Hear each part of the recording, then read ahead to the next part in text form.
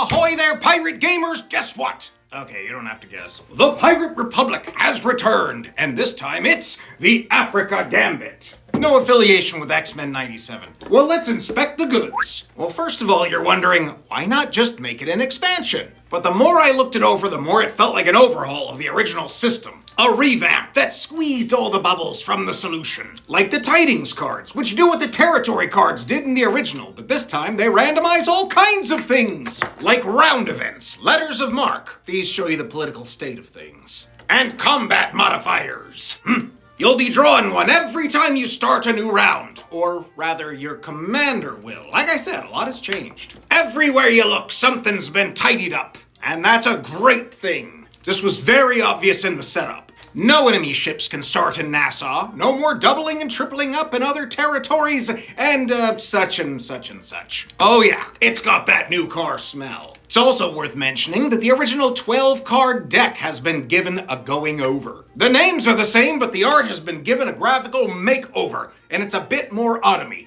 Just in time for summer. And this includes the 2 extra cards that are unique to each character that these decks represent. Also, the card backs are different, so keep these in separate boxes. The rulebook was one of your boss opponents in the original, and the new one has some hairballs as well. However, A, it's still a work in progress, and B, it is by far and away better explaining why and how things are happening. So we've come a long way. A notable feature in this edition is the global mission cards, which can be selected on purpose or chosen randomly, but brings us to a very big feature. Say it with me, campaign mode! Yes indeed, these sealed envelopes contain a twisting turning pathway that lead you through a series of events that you cannot see until you accept said mission.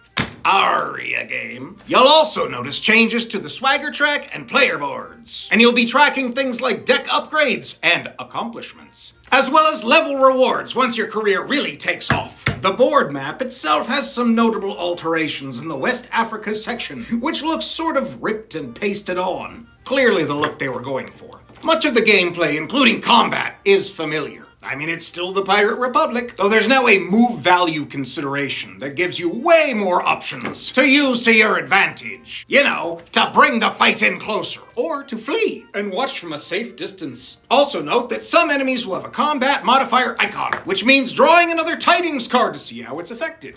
Anyway, this one was a long wait, but now it's coming in fast. So this video covers but only a few new features to expect when you get your hooks on a copy. And dude, these embroidered bags are really cool. So check it out on Kickstarter, if you so fancy. Thanks for watching, mateys, and favorable tidings all.